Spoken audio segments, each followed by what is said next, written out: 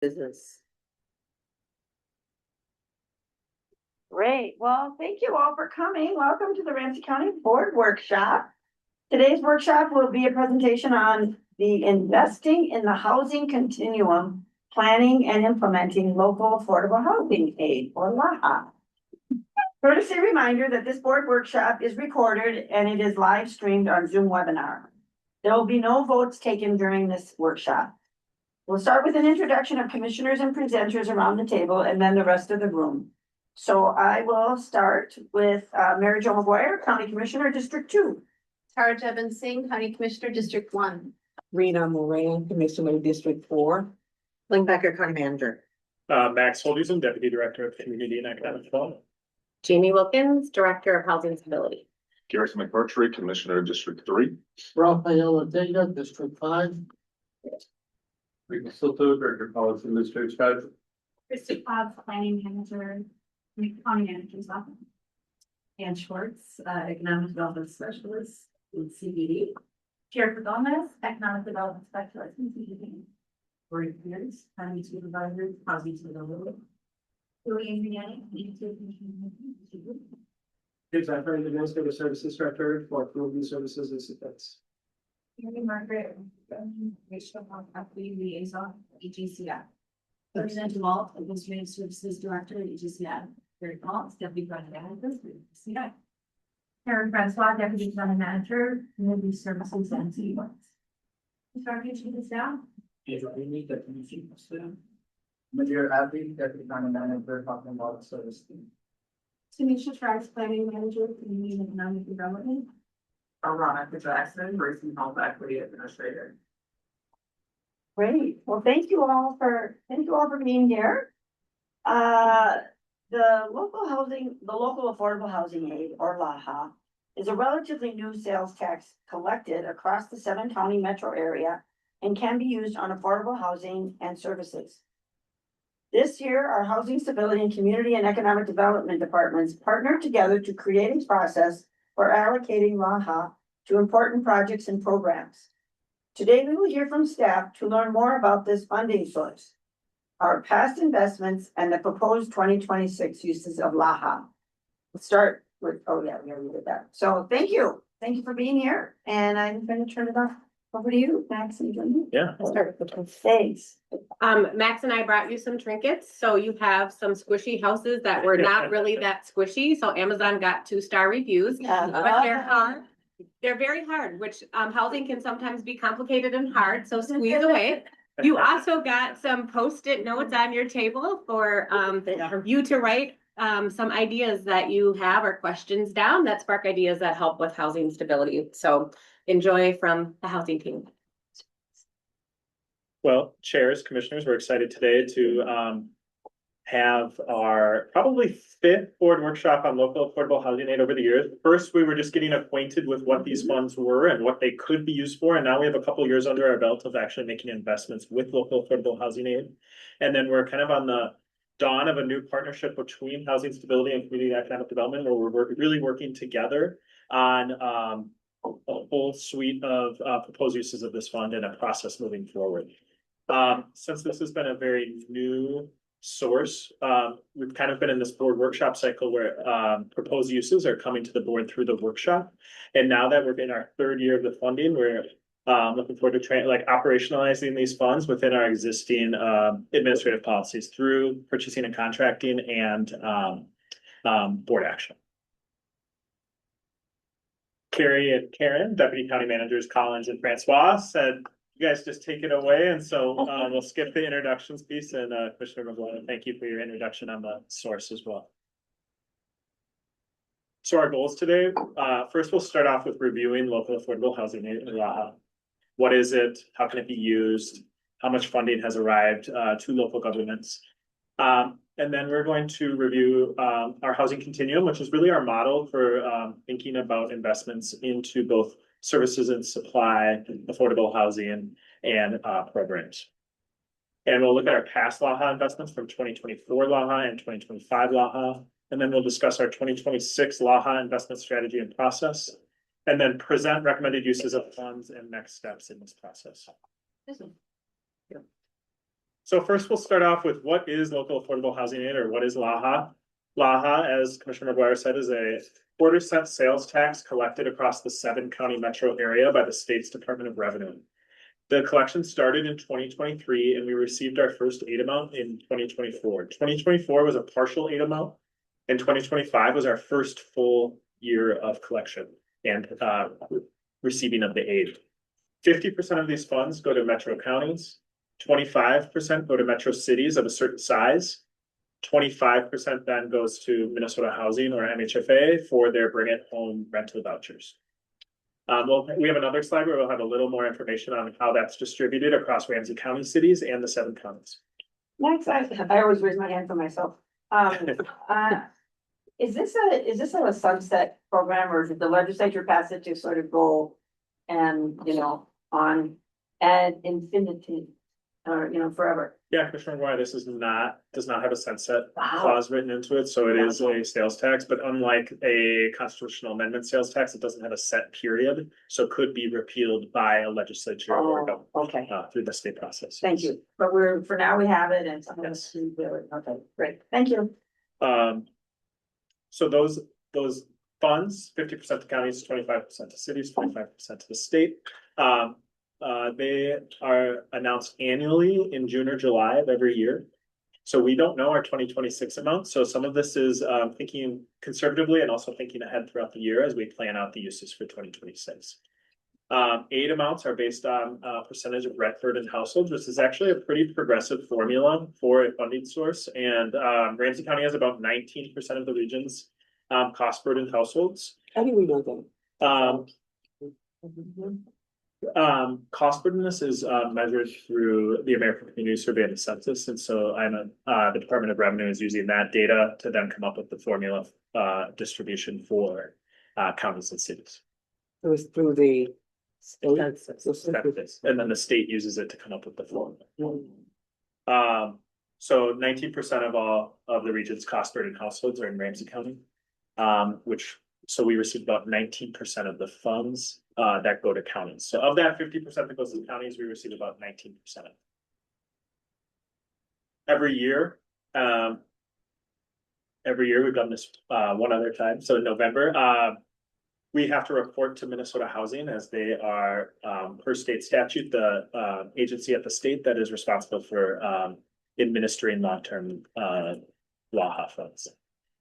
It's important to note as we do this report that funds cannot replace local investments in the housing continuum, and that was set up so that, let's say, a city or county said, okay, we now received LAHA, we're no longer going to have a housing redevelopment authority levy, and we're just going to use that for LAHA. So it's really to be an addition to our existing investments in the housing continuum.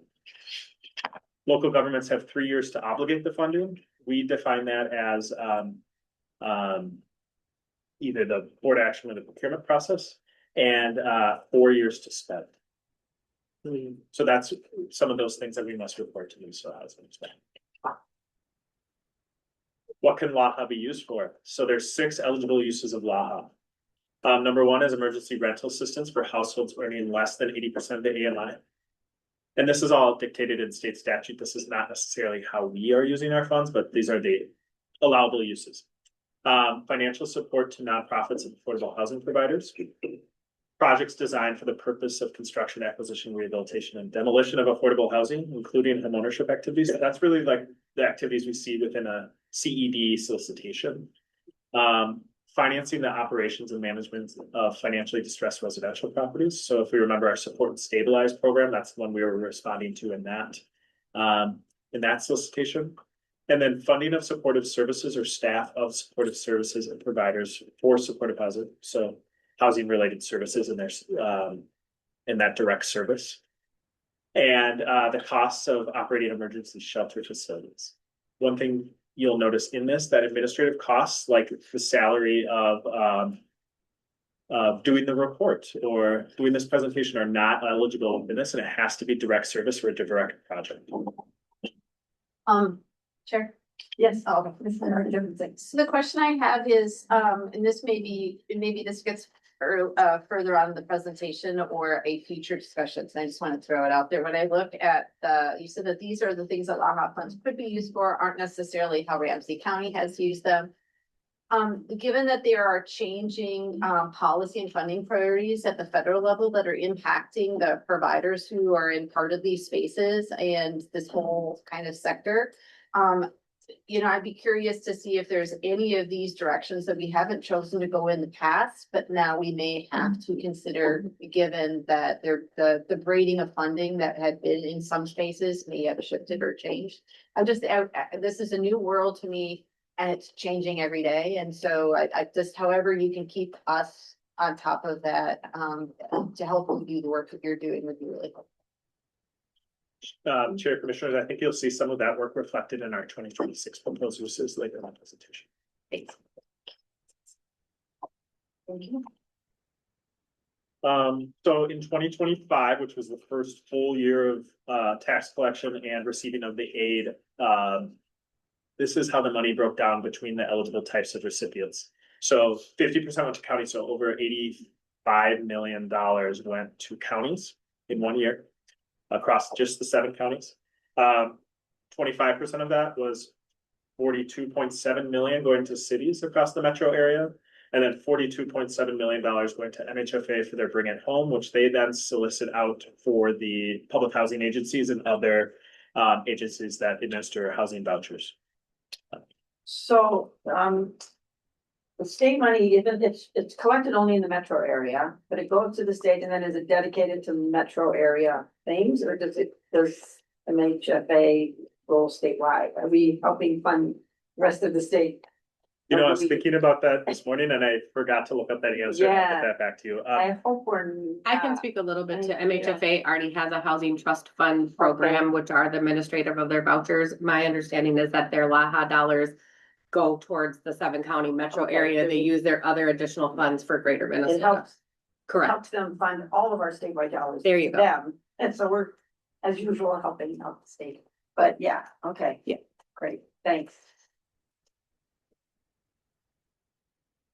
And then if we look at how that is spread across the 7 counties here, Hennepin with the largest amount of cost burden households at 44% of all cost burden households in the metro area in Hennepin County received over $32 million of funding in 2025.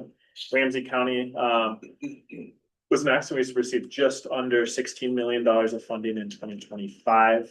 In Dakota, the 3rd largest county in the region, received just under $11 million of funding in 2025. What's our percentage? Our percentage of that 50% going to counties, we received about 19% of the funding based off of the formula.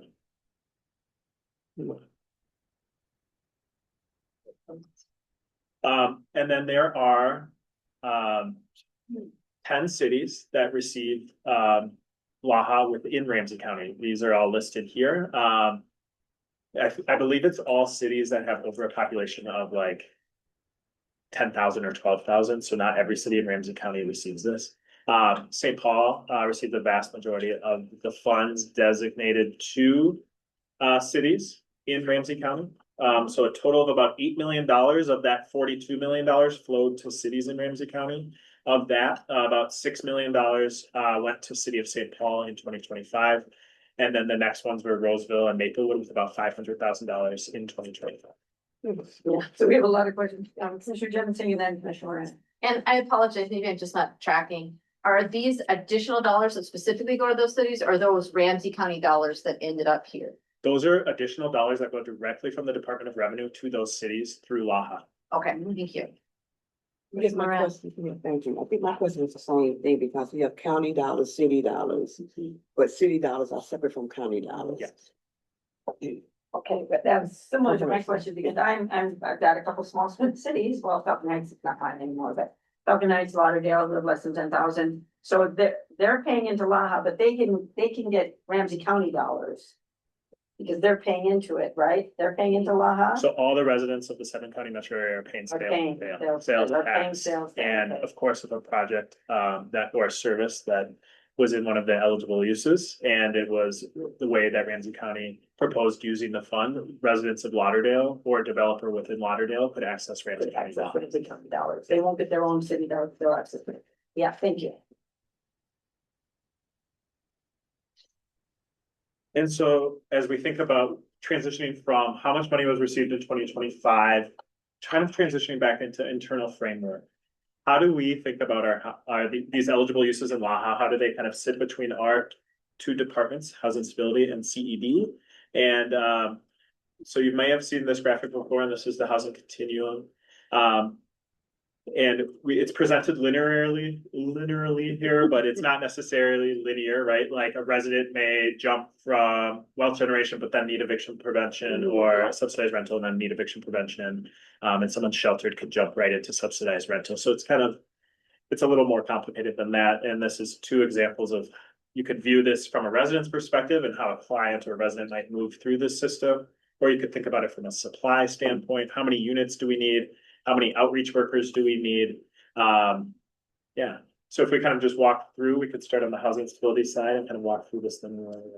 So mostly looking at eviction prevention, unsheltered housing. So those are families that might be living in encampment, or families or individuals living in encampment, and then emergency shelter upon that continuum. So those are our emergency shelters for both single adults, families, and youth.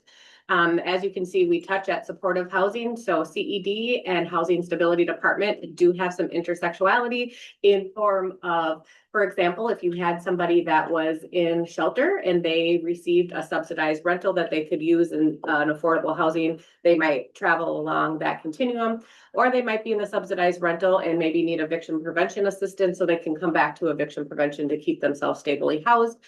And maybe over some time after subsidized rental, they've increased their income. We do see some people in wealth generation where they kind of look at home ownership or some other opportunities, but we're constantly kind of traveling through that whole continuum. Oh, Commissioner Jefferson. Question I have is there are a lot of different financial issues or pressures, maybe one reason why somebody may be under threat of eviction. Is this only within the economic reasons why somebody might be a threat of eviction, or could it be any other reasons why a landlord is asking a family or a person to leave? Commissioner Jevon, that's a really good question. So eviction prevention could be lack of utilities, damages. It's loosely behavior, whatever. It wouldn't necessarily have to be economic. I guess behavior could be for supportive housing staff would be able to maybe mediate for that. That would be maybe behavior, but otherwise dollars for paying for past due utilities, eviction, damages, those types of things. So somebody in this current model right now, mostly somebody who's getting support to prevent an eviction, it would be a financial support or it would not necessarily any other intervention. It could be other wraparound services because it's not just a check. So we're really looking at holistic approaches to maybe that's budgeting, maybe that's continued subsidy, putting them in, applying for subsidized rental. So it's not just necessarily financial savings. There's another piece and component to that comes through intensive case management and wraparound services. Thank you. That's what I wasn't quite sure exactly, because we as a county provide all sorts of different services. I didn't want to overscope with this particular.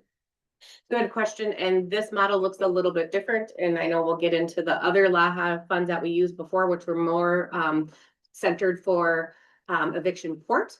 This new LAHA dollars that we have came up with our projects have that wraparound service component built in additionally. So it does look different than past LAHA uses this time around, and you'll hear that as we go on. Thank you for that. Commissioner Moran? So I'm seeing two different colors here. So Ramsey County are supporting supportive housing, subsidized housing in wealth generation. What is wealth generation? In this housing model, I think homeownership is really the key there. And through our first home down payment assistance is one program where we are assisting in wealth generation. Homeownership. And so for eviction prevention is for anyone in any type of housing to come to Ramsey County to get support. Yeah.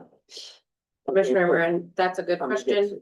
And There is some income guidelines for that 80%, as you heard in the first slide, and it is also defined different in some of our proposals. But yes, anybody could come for foreclosure, rental, whether you lived in subsidized or private market rate, you could be Right. eligible to apply for eviction prevention. Oh, that- Assistance. And I do see this more as like a framework of the possibility of housing services and supply. I don't necessarily see this as each one of these icons is a program.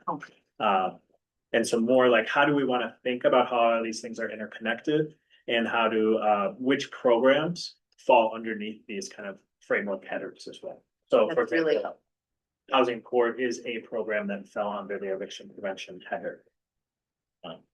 Commissioner McMurtry. As we look at the different categories for both housing stability and CED, are there certain areas where you think that we should be putting more of an emphasis as a county, whether it's in the prevention area or helping on shelter, that just at this point in time, are there certain areas that you're saying that you're seeing that we should be prioritizing more? As we kind of unfold through these slides, I think you'll see that reflected in the process created to kind of allocate 2026 LAHA and then in the recommendations for the uses of these. So continuing on the housing continuum, really want to focus that like this is a really complex model with a lot of different funding sources. LAHA is just one source. And we're only talking about how LAHA is getting invested today. We're not specifically talking about how the Housing Redevelopment Authority levy is getting invested across this continuum, or this continuum of care, NOFO funds or emergency solutions grants. Those are others, but are also funding activities, projects, and programs along this continuum. It includes both service funding. So, for example, in the COC and NOFO, you might be funding a front desk person within a building that's also receiving capital funds. So it's very complex, and different aspects of even within the same project and program could be funded with multiple funding streams in different departments and through different government agencies. It includes private funds, philanthropic funds, federal, state, regional, and local funds, the Met Council, state of Minnesota, HUD. Philanthropic, we know that our nonprofit partners really depend on donations, such as that Union Gospel Mission or Catholic Charities have a really large percentage of their budget that is philanthropic. It also includes, these funds are then structured through contracts, professional services agreements, grants, loans. So they're not all one type of thing, and their timeframes could be a 1-year contract, or there could be a 50-year loan on a building, right? So there's different. We're kind of moving through very different lengths of time as we think about this community. And then these efforts are coordinated through a variety of coalitions and plans, as well as this work that we're doing today. Yeah, for Housing Stability Department specifically, to your question, some of the things that we looked at were the needs assessment and the strategic plan that was done in 24 and 25 through Heading Home Ramsey, the continuum of care. So that's how we sort of identified where some of the gaps and the pressure points were that helped us in our projects and decide where we could put some of our dollars. And then obviously coordination with state, regional, and like just statewide, sort of looking at Heading Home Minnesota about some of their initiatives, but more closely looking what Ramsey County residents need and what we're seeing is how we decided, at least in HSD, how we could allocate some of those funds. And then on the development side, coordination with state, region, and municipal partners is occurring all the time, whether that's a partnership meeting with Minnesota Housing to discuss their priorities for their consolidated funding and how it relates to our priorities. And then responding to our strategies, goals, actions, and economic inclusion plan, other engagement plans such as the Deeply Affordable Housing Initiative. And then we structure these funds through the consolidated solicitations like the Housing Development Solicitation, which opened yesterday. Commissioner McMurtry. Thank you, Madam Chair. I think this is really helpful just to showcase, LAHA dollars are just one component, and that there are a number of different funding sources. Out of the ones you have listed here, you may not have before you right now, but would love to kind of understand the percentage breakdown of how they feed into the larger funding sources that we're looking at, and if there are specific areas out of the ones that are listed where you think there's opportunity for us to grow and potentially garner additional funds. Commissioner, I think that's a great idea to kind of look at investments across and see what percentages are falling into which buckets as well. And thinking of like how do those funds move upstream to help get to the deposits to them?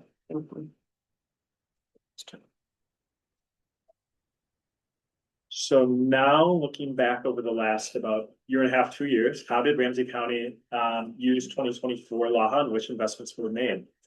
So in 2024, Ramsey County received about $6 million of LAHA. That was a partial tax collection year, so only included some of the months.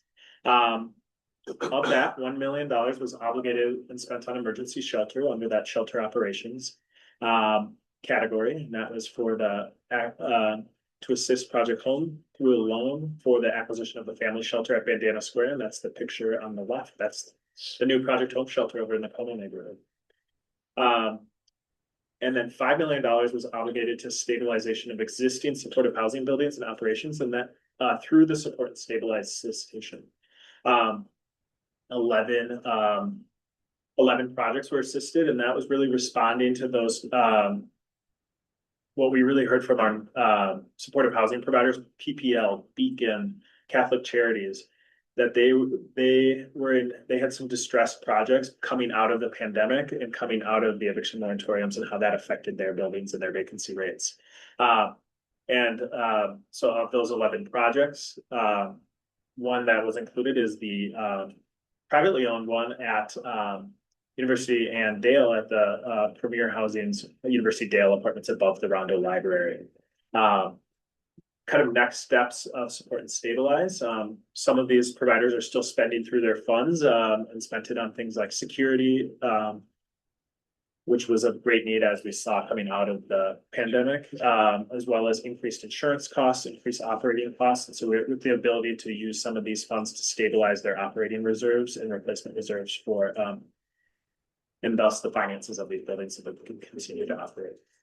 Commissioner Jefferson. So with the LAHA dollars, in the previous slide, you said how there are different funding streams for different parts. And I think of supportive housing, like you said, that there's staffing for specific programs, is it capital investments? It sounds like this kind of, the LAHA dollars, can they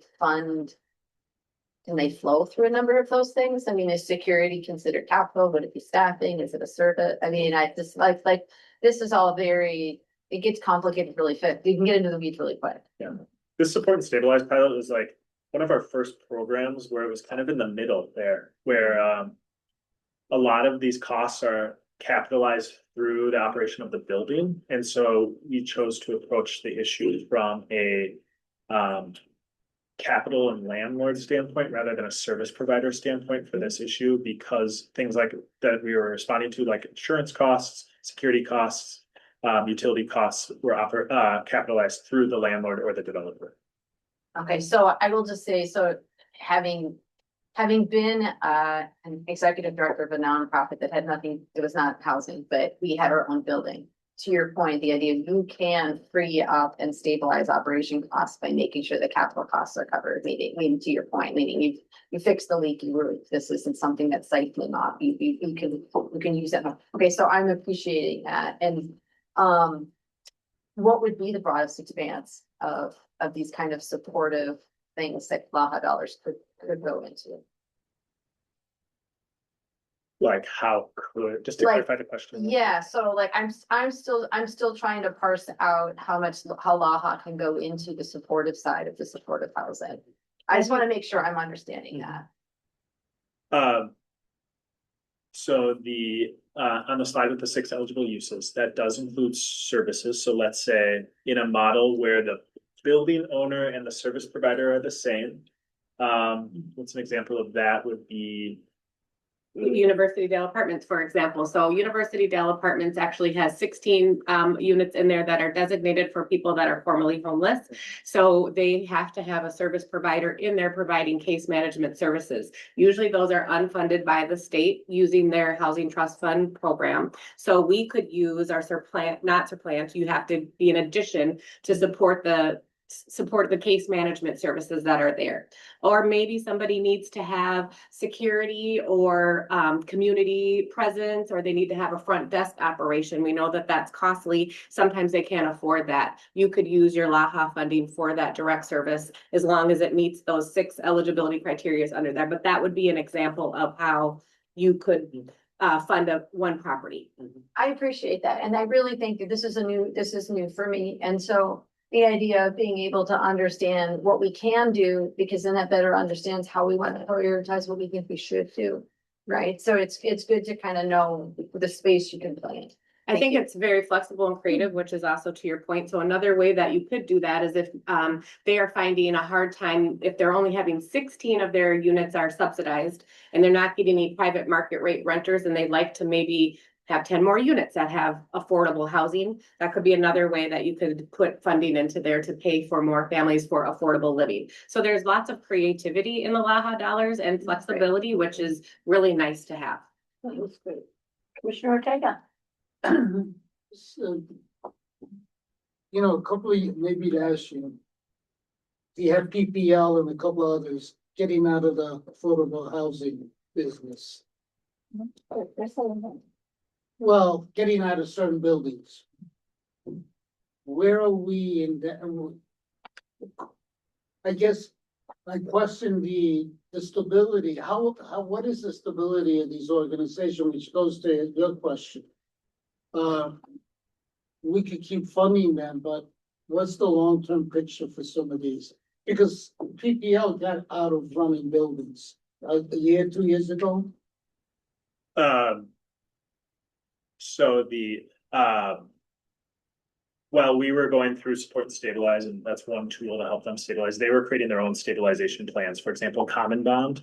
Common Bond was the other one. They decided, they went through their portfolio of buildings, which ones are, for a lack of a better term, dragging down their financial portfolio and causing their other assets to become distressed as well. So one example that Common Bond chose, they chose to sell the Commerce building directly across the street from the courthouse. A different developer bought that. It's still affordable housing. It's now in the private hands, and it still has the same unit count as before. But they decided, Common Bond decided, I don't think this is an asset we should continue to run for the health of our portfolio. And that was one of their paths to stabilization. Gotcha. For other nonprofit developers that have been struggling, especially in the supportive housing area, they might have chosen to no longer have their maintenance and operation staff in-house, and instead choose to have a third-party factor to be in better alignment with their HUD compliance and things like that as well. So Common Bond, another example, they used to have their maintenance staff was in-house, and now they contract that out to a third party. So do we feel that there's stability with those organizations now? I think some of them are in a better spot than they were a couple of years ago and have stabilized many of their buildings. I think some of them are still struggling. And I don't think the state's short program, which was similar to our support and stabilize and our support and stabilize program, were enough necessarily to stabilize all the buildings. And we might hear more from some of these buildings in the future. And especially as it relates to any changes in the COC, NOFO, and kind of that service side of funding. And so there's kind of a tug and pull between the capitalized operating costs and then the service funding. And I think we'll continue to hear in some operations of challenges in both those areas. So in the meantime, we can use, to your point, the LALA funds are very flexible, right?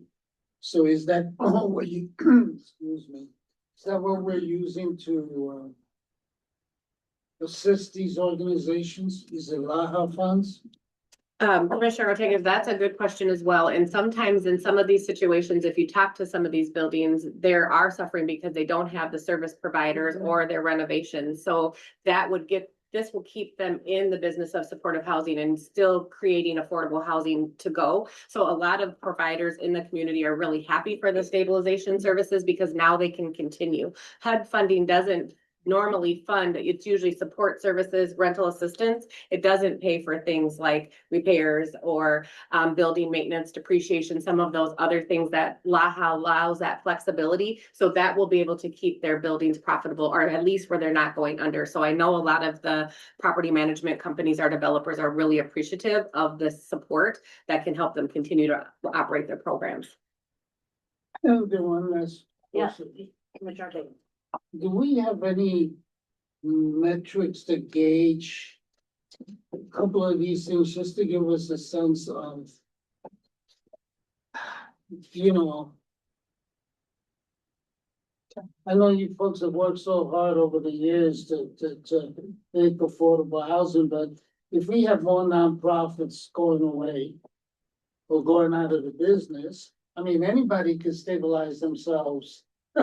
Yeah. To be, right, not profitable, but not to go out of business. Sustainable. But that can mean thousands of people are without a place.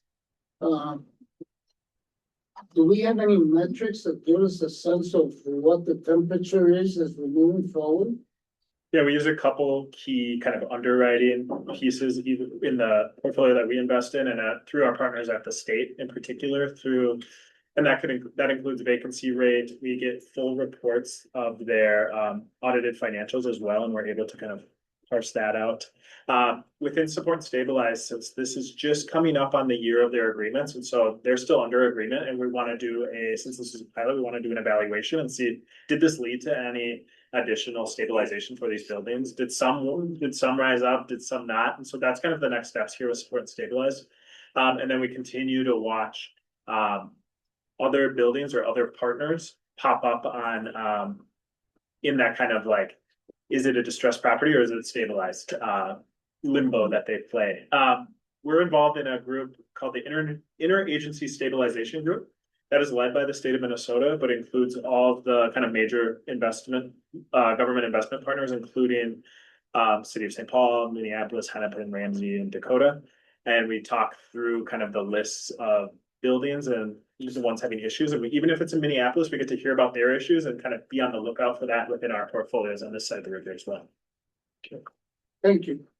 Thank you for, so mine is sort of on this line, but I'm just curious about the Project Home Family Shelter that's at the Bandana Square. So do we own that? We don't own that building. We're just giving money to Project Home Family Shelter. So that's a contracted service now. And it wasn't a family shelter before this, right? That's a new family shelter now, right? Just talk a little bit about what's going on there. Commissioner McGuire, that building, so we gave 1 million in loan funding. This happened before I started.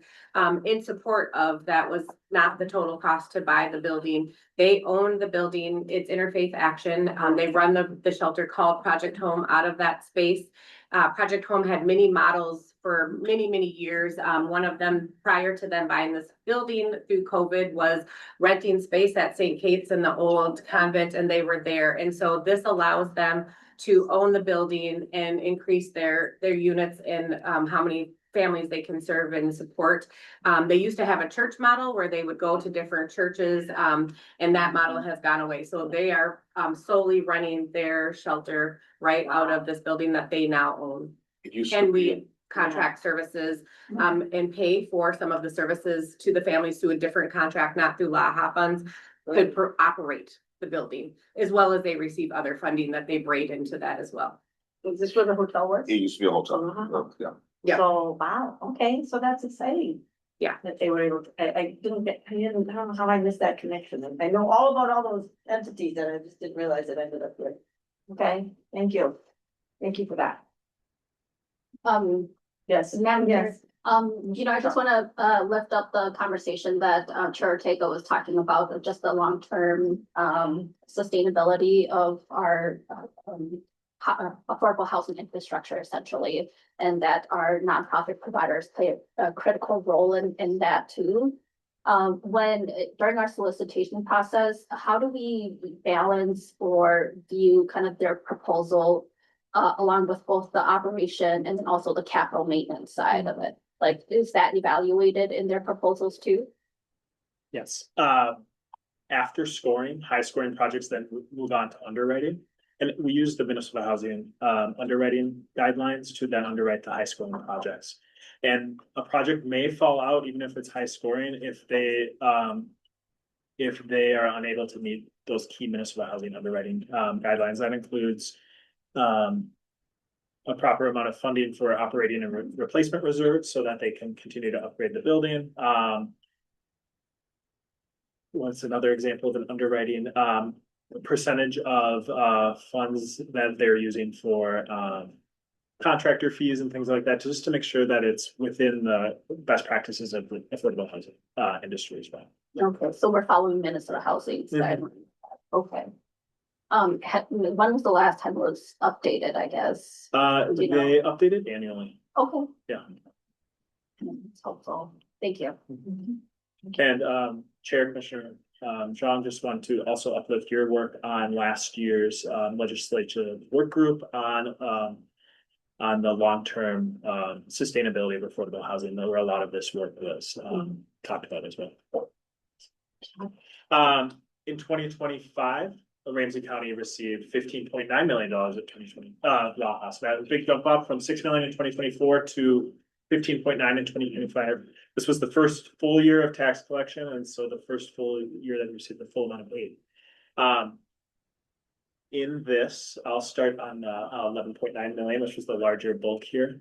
We really focused on the preservation and rehabilitation, including some of those stabilization activities in affordable housing.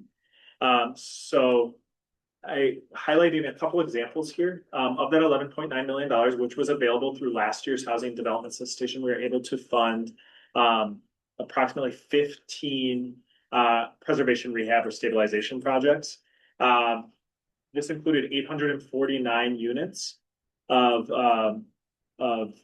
either existing affordable housing or naturally occurring affordable housing that is now rent restricted and is affordable housing now.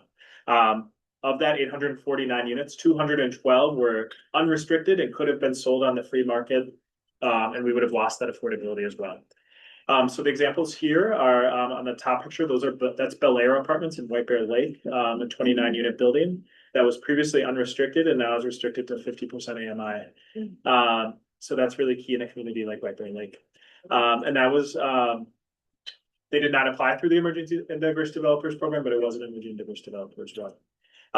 Another example is the building below. You might recognize in the Frogtown neighborhood. That's 434 LaFond.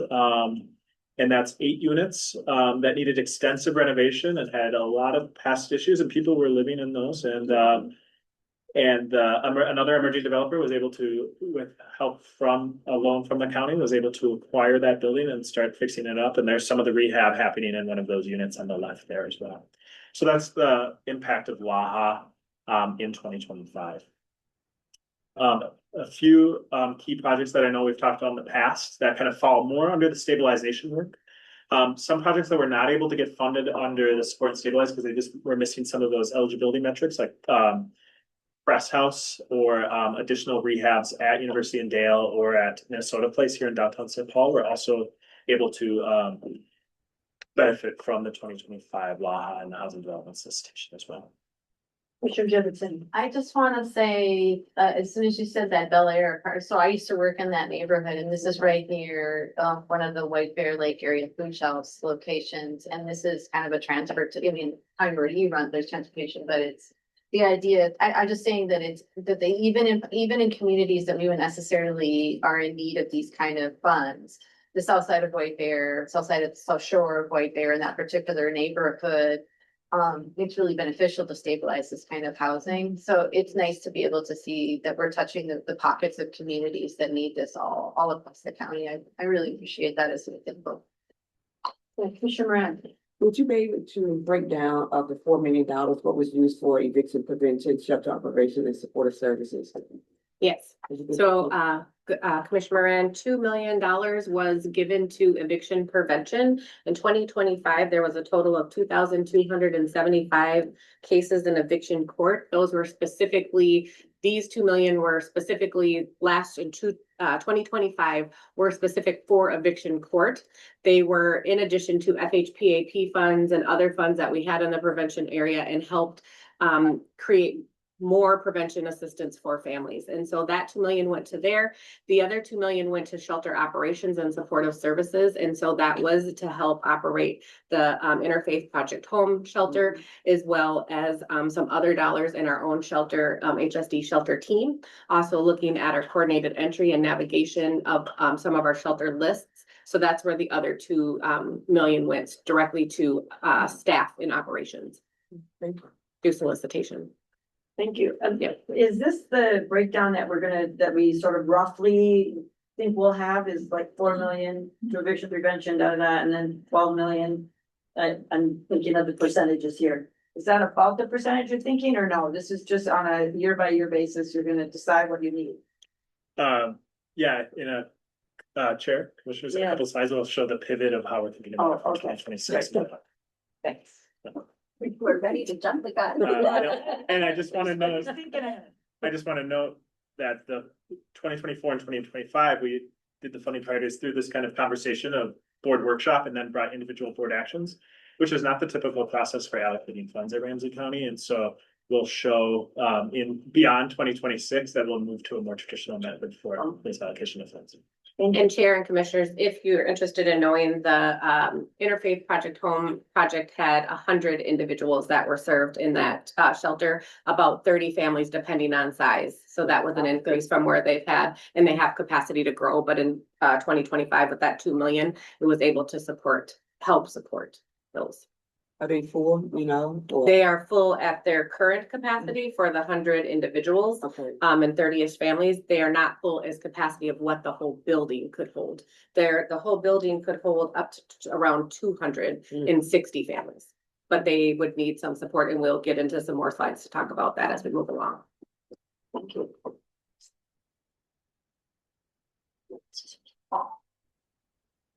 Oh, yes.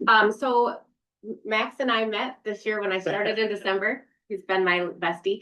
We developed a LAHA investment strategy and process so when I got here, I asked him, I said, how come you guys got 11 million and HFD only got 4? And so I said, what do we gotta do to change that? And so we got together and developed a strategic plan that is a big process between HSD and CED that centers collaboration, system change, impact, and accountability.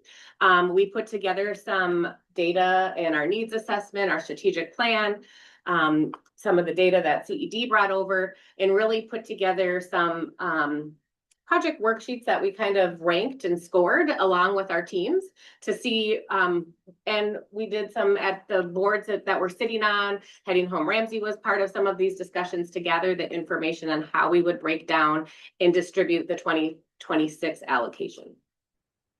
And we wanted to root this decision-making in engagement processes that have already occurred, because so much engagement has occurred in these existing documents, and those documents do have racial equity lens and really look at the disparities in our community across the housing continuum. So we didn't want to reinvent that, but instead start to be able to pull out strategies within those. And so Jamie's already mentioned the needs assessment and the strategic plan from Heading Home Ramsey, and continuing the work of the economic inclusion plan, which has a focus on 30 and 50% AMI housing, which we've seen through this preservation and rehab piece as well. And then the deeply affordable housing and engagement report that came out of the ARPA planning work. So how do we continue that work, but now that we have additional funds? Each project worksheet really went through sort of program description, how we would measure outcomes and success. We also kind of made sure that we were checking the boxes of the 6 eligible activities to make sure that they were in alignment of that. We also talked about tracking to make sure that we'd be willing to spend the funds within the allocated amount of time. And then we also sort of just talked about how they would align with overall county policy and strategic planning, and then their intended outcomes of their program and what community need does it respond to. So it was a very strategic process that we went through with both of our teams together. And this is, oh, you want to? Yeah, I was thinking that. Oh, sorry. Yeah. Go ahead. We have a question from Commissioner Jean, or you wanna answer? Let's let Commissioner. Oh, and not a question, but just a statement that I really appreciate both of your work together in lifting up the past plans that we have had and also working together. That it's really living out the one Ramsey County value of like looking at both of your budgets together and blending it where you can. And then also implementing and executing the board's plans that we have passed, especially with that continuum of housing and really working towards that. So thank you. And I'm glad you are besties. One more, Commissioner Jevons said. Yeah. This is kind of a note to ourselves as much as anything, communities like a river, it's never the same any inch a day, right? And I love that everybody who's sat in these chairs before has had the foresight to commit to these community engagements and these thoughtful documents and these plans. And that we don't want to process and engage without actually acting. So I love that we're honoring that and we're using those as kind of founding documents as we go through there. But given that and given all that is shifting underneath us, how often should we be looking at like making sure that some of these plans that we're working off of stay current with current community so that we're revisiting that? And I really honestly asking that because different areas of different content expertise have different, some of it's every 6 months that everything is changing. Some it's like, no, but every 10 years. So I'm just curious for your work, how fresh do these plans need to be for us to be responsive to community? Yeah, Chair Commissioner, these documents are kind of on different cycles. So the ECI plan, for example, is approximately a 5-year cycle. And so with policy and planning, EGCI is kind of co-leads on that. I believe that kickoff process for the new planning of that will start in 2026. And then for HSD, we did a 2-year plan cycle because they are changing and we tried to align it as best as we can with HUD funding, state funding grants. And so we tried to do less of a thing because to your point that things are forever changing. Strategic plans change, needs, ebbs and flows. And so we looked at a 2-year spend down versus maybe a little bit longer than CED. And then also, because any data-driven organization relies on data and we are within a very vibrant ecosystem. So folks who are doing their own needs assessments, who may be asking similar questions, how are we doing as far as building our relationships with other organizations so that we are working smarter rather than harder and making sure we're looking at current dashboards, sharing the information we have and being connected to other folks who are doing work. I'll just throw that into the ether because I think working smarter instead of harder sometimes can get us where we need to go and help some of these partnerships too. I mean, like Wilder does certain studies all the time, different, that kind of thing. It's a conversation we've had in other table of conversation around this, around other issues around data. Chair Commissioner, just briefly on that, many of these reports even kind of reference and use those other reports as literature reviews. And so lessons learned from there and the engagement there feeding into these with the new engagement feeding in as well. And so hopefully those things can all be aligned as well. That's great. Chair and Commissioners, I'll also add Heading Home Ramsey is another place where that happens organically, where you have Wilder at the table, Catholic Charities at the table, other providers throughout Ramsey County. We also sit on Heading Home Minnesota, so we're hearing, statewide as well what's happening. So they, to your point, get fed through a lot of the things that we reference in our own needs assessment. And lastly, there are things that have popped up that are not in a plan. Operation Metro Surge and the kind of compounding need of eviction prevention resources in relation to that. There was already a huge issue. There was not enough resources to respond to that across the entire state. And then that compounded that. Or Support and Stabilize was responding to the financial impact of post-pandemic policies and stressors in the community for supportive housing agencies and elsewhere. That was not necessarily in one of these plans to begin with. I appreciate that perspective too. Thank you for adding that in. So I initially turned the slide because we hit the 5 bullets on like what was key in our worksheets. And we actually did like a homework assignment ourselves and did our own application. So we kind of applied for these funds internally amongst ourselves. And then after review of the worksheets and the proposals, it kind of naturally kind of split 50-50, about approximately $8 million for a kind of upstream affordable housing supply, and about $8 million for prevention sheltering services. Again, this assumes the same amount of LAHA in 2025. So obviously no contracts will be signed and no agreements under action until we learn our actual aid amount, but assuming approximately about the same, it would be a 50-50 split, $8 million for affordable housing flat, $8 million further downstream on services and programs. So I like, that sounds good. Are we anticipated to get about the same? I'm trying to think, this is sales tax, right? So with everything going on, the sales tax sort of consistent? I'm just not sure I know. We do not receive projections from the Department of Revenue. Okay. They just wait until it's June or July and then they give you the aid amount. Some anecdotally, I've heard that sales tax actually remains approximately the same unless there's like a giant purchase of like, let's say 2 million computer servers for a data center, which that jacks that up or jacks the revenue up. But approximately consumer spending remains the same unless we're in like a deeper recession. Okay. Thanks. And the sales tax, that's not like gas tax, that's not a tax on gas, because that's, yeah, that's not, it's different, yeah, but. So Thank you, Commissioner Ortega.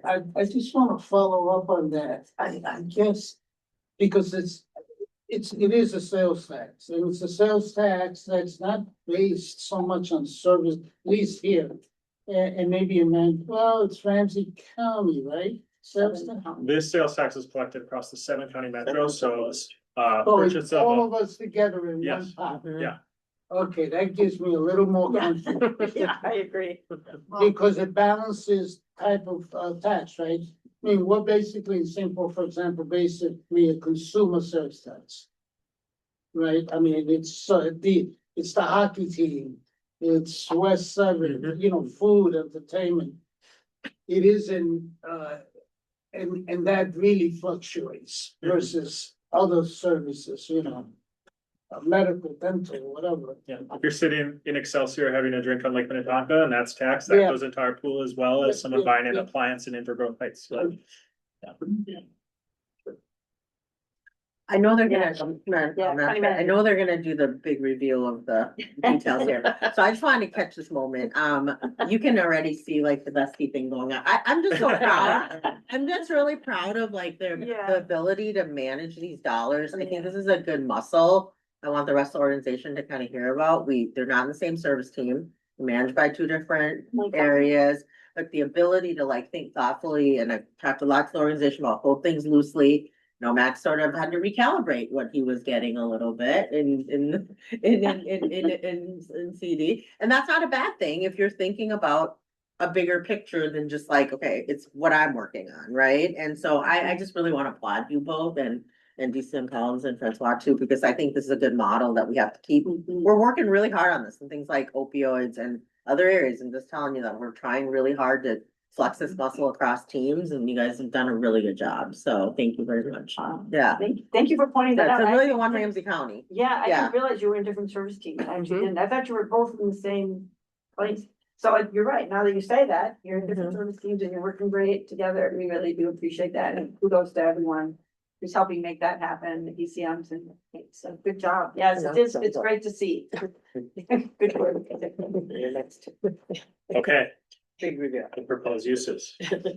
So within the community economic development, we're proposing $8 million to increase the supply of rental housing affordable to households at 30 and 50% of the area median income.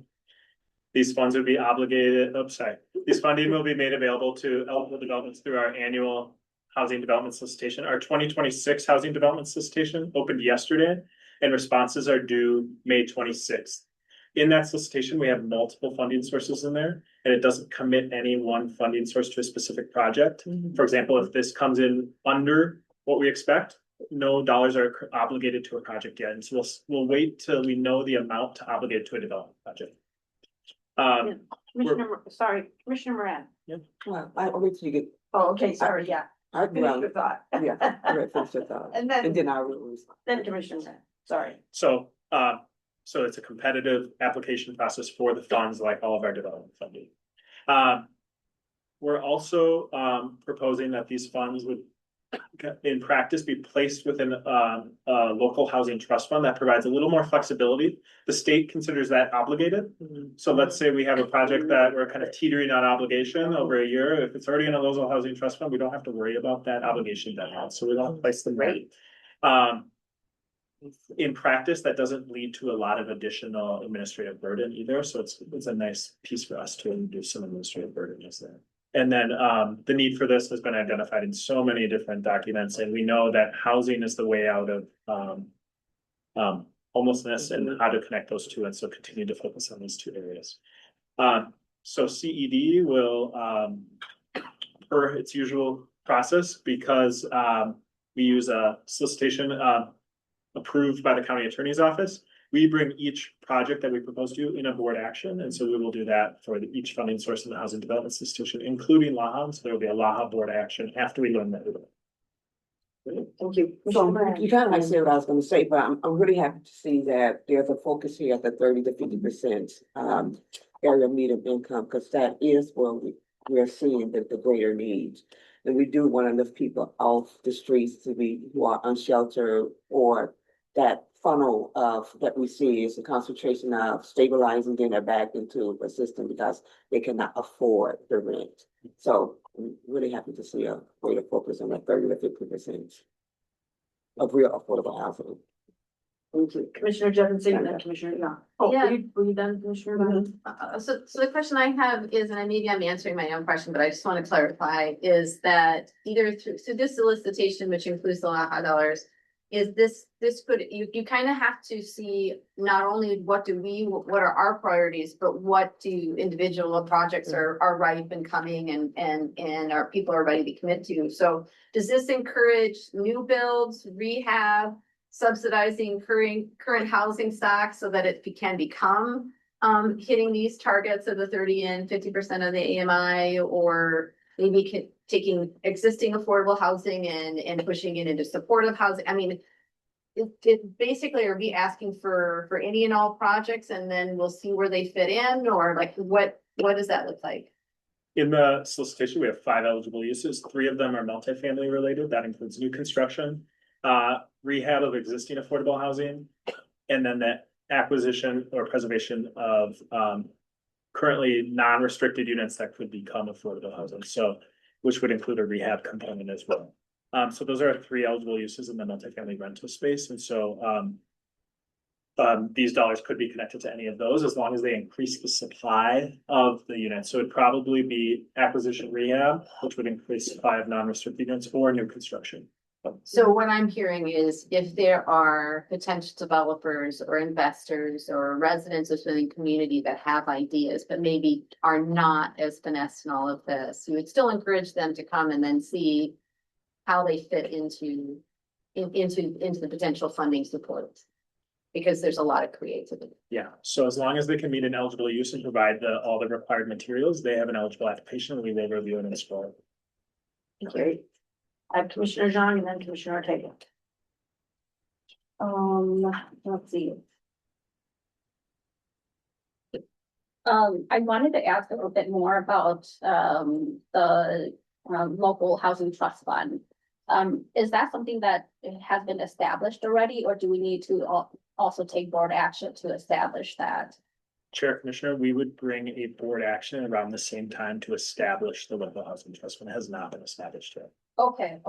So, may you then in that report and or also later on just share a little bit more about like what a housing trust fund is, right? Like this is new for our board. We've heard it many times over, like, about cities doing it, but what does this look like or mean for the county to establish one?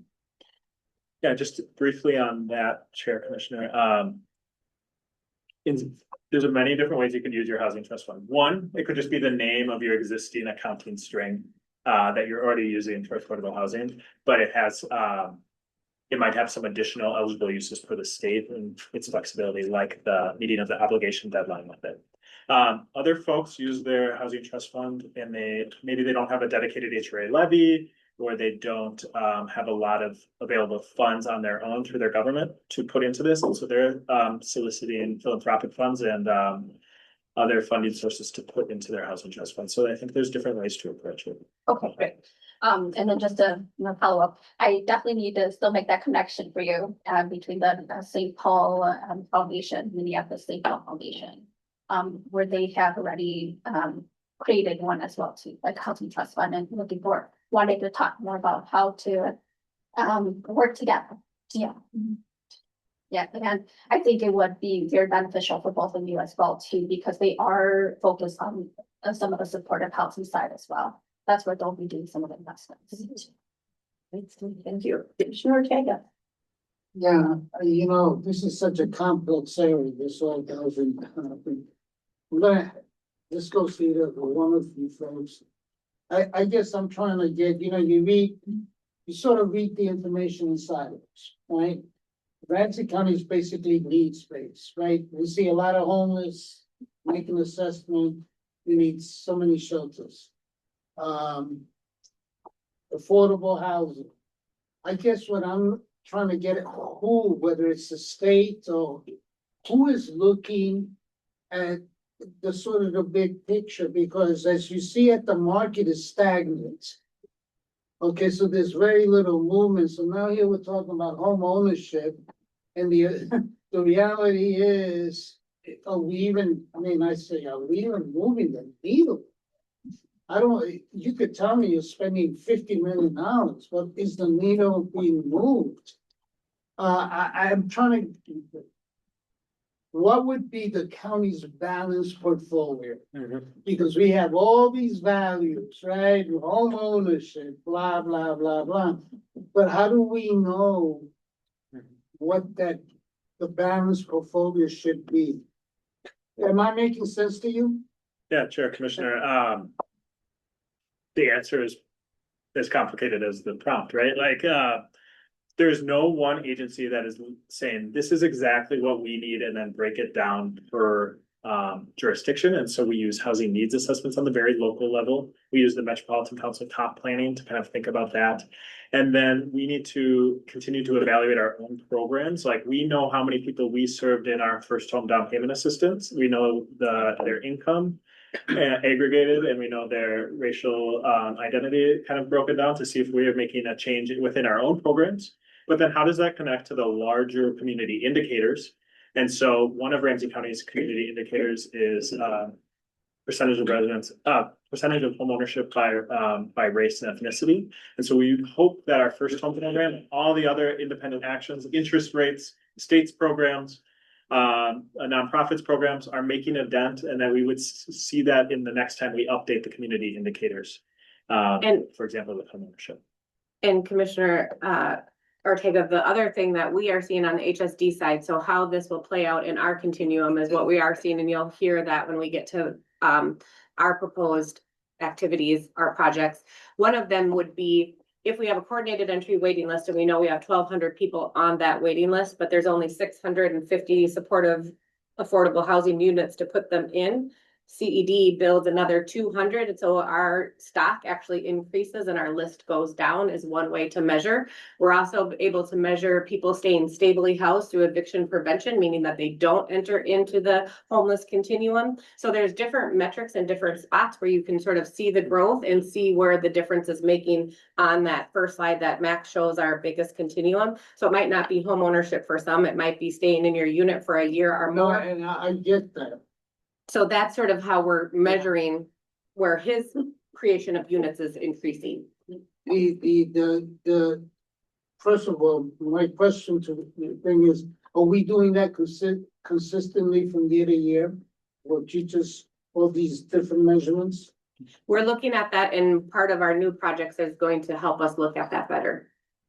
And consistently, because Yes. my problem you keep changing parts of how you're measuring things, and it skews the whole perspective.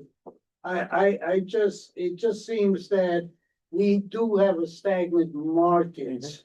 Yeah. And that just, I mean, it hurts everybody. And we can't, that hurts economically. Go ahead, Jeff. Madam Chair, Commissioners, I just wanted to add to what was mentioned, and I want to connect the dots to where we're going. And that is around an update to the ECI plan, the 2.0, which, if we peel back in time, we did not have the data that spoke to what is the need at the deeply affordable 30%. We had no metric, we had nothing. And so I would say, as we look forward to the next version of the ECI plan, to Max's point, like housing needs assessments are going to be a part of that. I think we're evaluating how we might be able to broaden that to beyond just individual jurisdictions to a whole, like a kind of a county-wide housing needs assessment, similar to what we did back then. but also kind of to identify, because as you recall, in prior board actions, connection points to project awards, we stated we have this deeply affordable and we have this 15,000 unit shortfall. The one thing that we were unable to do from that point forward is to have a tool in place that we could identify more in real time. Are we making a dent? Are we moving it? Because there's a lot of, as Max alluded to it, there's a lot of dynamism in this thing. There's if you think of the analogy of a bucket, there's a hole at the bottom, there's holes on the sides, people are pouring water and sand and other things on top. And so sometimes it's hard to figure out what is the base value. Did we move or gain or more or lose that on that 15,000? But I would just say that's part of, I think, what this 2.0 version of ECI plan is intended to do, with a greater emphasis of bringing in housing stability, information, data work, to have a much more robust view as to your question. Are we making a dent? Are we where are the metrics moving in different dynamics, both at the affordability levels, in geography? Because there's been a lot of questions about, is this only a St. Paul thing? Is this a suburban thing? And the answer is it's a countywide thing. It's a region-wide thing. It's a national thing. So really kind of starting to do that, and also breaking up across different housing, because we have home ownership, which we show up on the continuum, but we also have, rental, and we can't know what an individual's preference is in that based on their current, life, situation, their family situation. But what we can see is, are people moving to greater wealth generation, greater stability across theirs. And so that's, I just wanted to add that to the conversation, just to say that I think that's the tie back to the ECI plan 2.0, that I think we want to develop better tools. We knew what we knew back then, but we didn't know exactly where this all was going to go. In some ways, I think we now have a better foundation in place. Thank you. Thank you so much. Commissioner Young, is it on this point? Commissioner John, probably. Otherwise, Commissioner Jim, do you want to? Yeah, I wanted to talk more about this dashboard and what we're measuring. This is right on. ourselves against. Oh, okay, so while Josh is still here, I'm gonna let Commissioner Jevonsing ask her question, if that's okay. Oh, okay. And then I'll go on to you, then we can go on to a different topic. Thank you. Thank So you. mine's actually more of a compassionate response to the discussion here on data. And I really appreciate Max saying the answer is as complicated as the prompt. I mean, because also I think given the current times that we're in, the measure may not be, and I think this is important when I'm in community talking to people, to say, are we moving the needle, or are we failing faster than the rain is coming? Because we are not in a time of level set, and now we can start building up. We're in a time of harm mitigation and trying to keep ahead of one storm after the other. And so I appreciate the look forward for having more consistent and practical and useful data to look at a really complicated project. And I also am just, when I'm in community talking to people, is to say, and don't pretend as if we have a floor that we can move up from. The floor keeps moving down. And so I think as you are able to provide more nuanced data, I don't ever want us to be afraid of that. It will paint a picture that is more dire 6 months from now than it was 6 months ago, and assume that it's your fault. Mhm. And I think it's important for us to keep that in mind, because this is really rude. But I just read that's a good point. Thank you. And that's why I'm asking the question, because if we have a stagnant market, it makes no difference that we throw out $50 million for home ownership. There's nothing to buy. So you're not gonna move the need, you know what I mean? We're putting the resources in the wrong place at that time. And that's why I'm saying this is more about, I mean, I know we're in the exploration phase for a lot of this stuff. To all of your points, I'm just asking the question. It is a complex area. And there's no simple answer. And I'm happy to see that the board is looking at it complex, not just one piece of it, right? Yeah. Or we taking care of the homeless and then that's it, or we taking care of affordable and that's it. Yeah, one additional note, Chair Commissioner, on just the market. And another way to perhaps think about this is even when the market was more stable or more dynamic, what was the market building then and what was it not? It was never building 30% AMI housing, and we always know that we needed that need. Yeah. So there might be pieces that we continue to invest in that in a stagnant market, they're gonna need it, and their residents are gonna need it. And in a dynamic market, they still would not have focused on that. And so in a dynamic market, we might see more market rate luxury and homeownership opportunities, but it might not go all the way down to some of their most needy residents. Thank you so much. Now Commissioner John, thank you for your patience. Yes, thank you. I just wanted to say that this conversation reminds me of, the trip to Atlanta that we took with St. Paul Foundation. In Atlanta, they have a goal of like building 20,000 units of affordable housing, either building or preserving it. They pulled together their Port Authority, their city, and all these other partners who touch like development of housing, and also the providers for homelessness providers.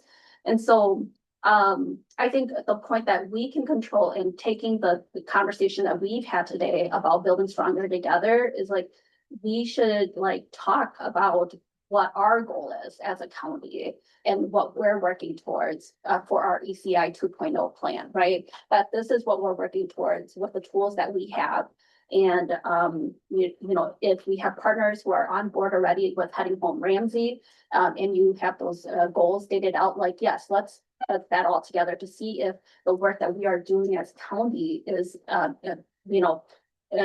moving at the dashboard. Yeah. So that's an idea of something that we can do absent of anyone else, because I don't know, maybe that's the role that the county plays in this place in time, because honestly, things are going to get worse. Like, I just have to name that with like how the economic outlook is. We're going to see more people who are going to be really in need of affordable housing, more of those deeply affordable housing units. And so it's really going to be challenging, and we have to control what we can. Thank you. Oh, excuse me, Commissioner Moran. Yeah, so I want to agree, well, I think with what we all are saying. Yes, but one of the focuses, whether the market has been thriving and blooming, or not, we have no, there has been a lack of that 30%, 50%, and we've seen that population grow. And also at the same time, we know right now it is not a buyer's market as far as home ownership is concerned. But I think it's good for us to be prepared for, I don't care if it's 5 people want to buy into a home, that we are able to assist and have some money set aside to be able to assist those who have found the way to go into home ownership, but really looking at what is the data telling us, what is the market telling us, but also what it is that we know that we need to be doing based on our years of experience of where we have invested in or maybe have not invested. It's not, one this or that, it's like a complete circle that we're going in. And so I just appreciate, I do, the CED, HHR, the whole continuum, as we continue to look at not just what you do or what you do, but we're looking at the whole continuum of care and where we need to be at this moment of time as a One Ramsey County.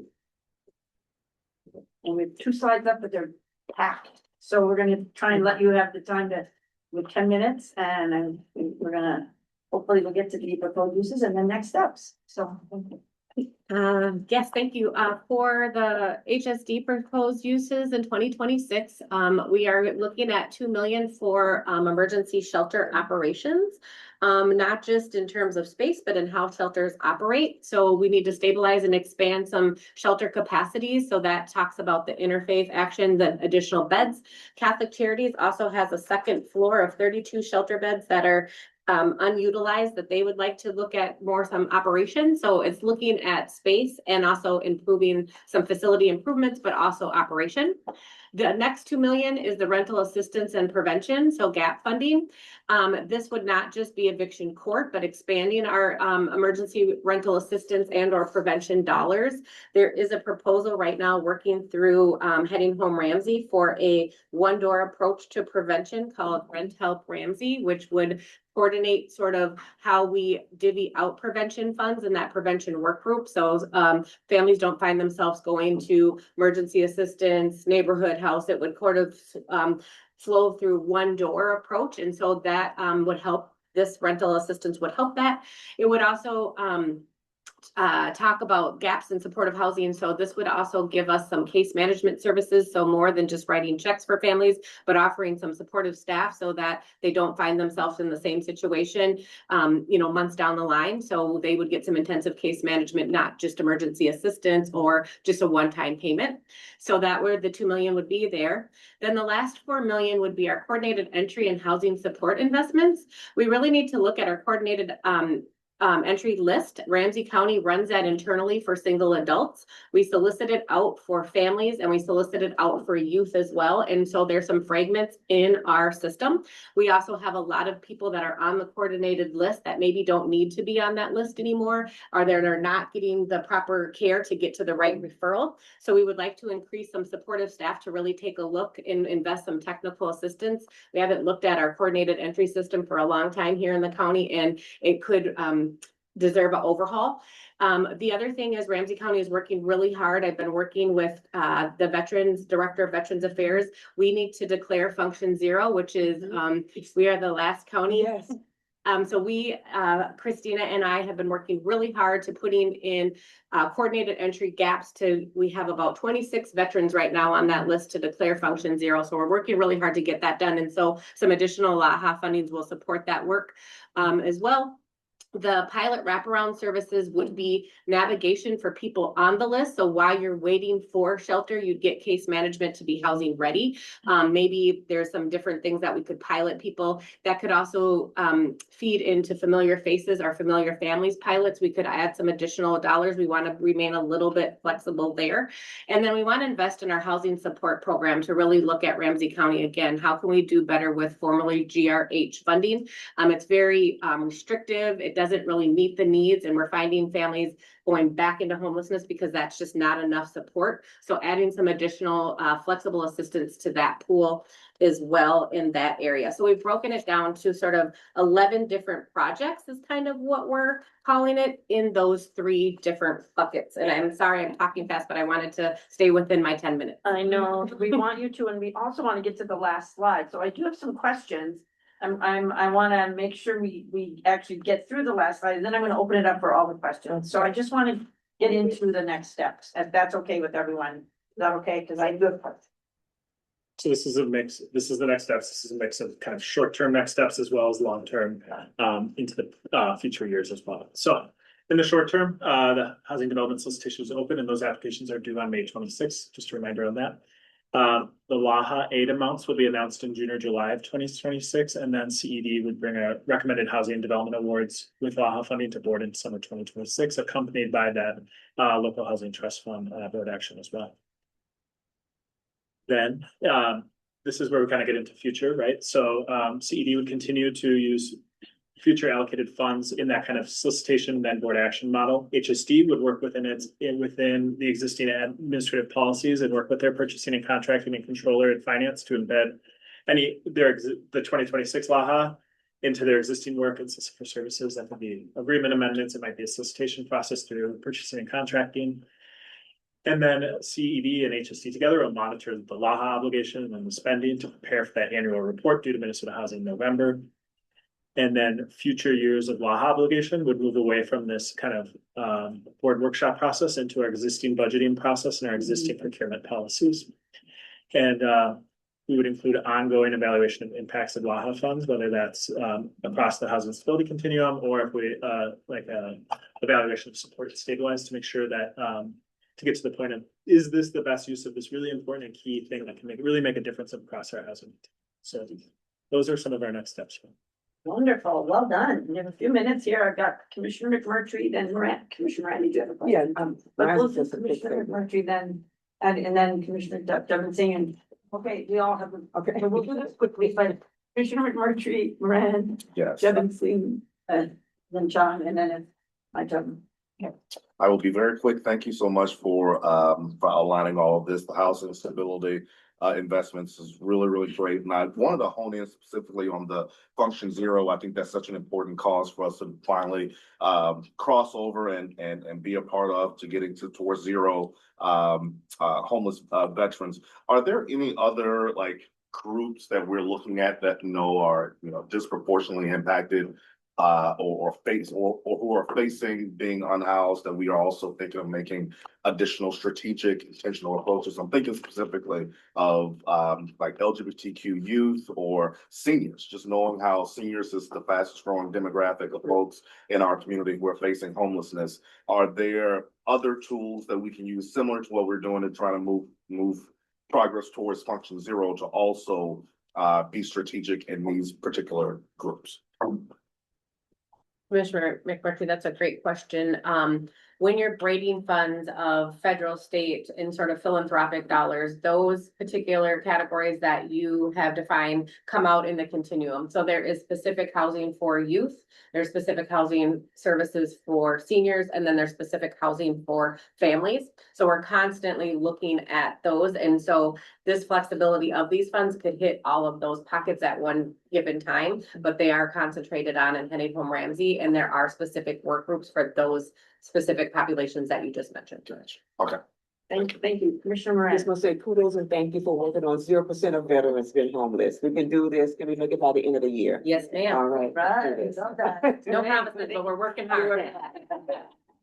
Thank you, Commissioner Devon Singh, and then Commissioner John. Yeah, I just building off of how the two of you are working on this and all of your teams are working together. The idea of One Ramsey County, some of the on the couple of slides back, the one was on the emergency shelter operations. When we talk about operations, I think of staffing. And I'm just wondering, is there anything that we could be doing cross departmentally in workforce solutions, other kind of things? I mean, I'm curious, it's just like, I know in one of the reports that we got on our like winter, warming areas and things like that, that staffing and assistant staffing and something that is, and I think anytime we have people endeavors, staffing has been an issue in this season of all of this. So I'm just putting that out there is like, how can we solve our own problems, right? Or work towards that. And then the other one was the idea of when we talk about the coordinated entry and then the housing supports and all of the different wraparounds. I just am truly grateful that this is the approach, that the future of the work that you're doing is where you're going. Because as somebody who comes from a health and human services background, financial stability is a really big and important thing, but it is only one piece of the puzzle. Sometimes it's stabilizing substance use disorder. Sometimes it's figuring out intergenerational conflict within a family that needs to have a resolution that isn't always money.